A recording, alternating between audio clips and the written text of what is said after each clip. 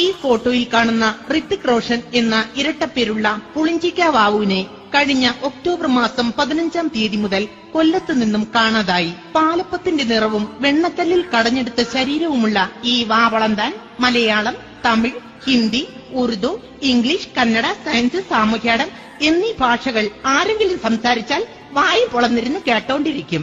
ഇയാളെക്കുറിച്ച് എന്തെങ്കിലും വിവരം കിട്ടുന്നവർ അടുത്തുള്ള അണ്ടി ആഫീസിലോ PWD ആഫീസിലോ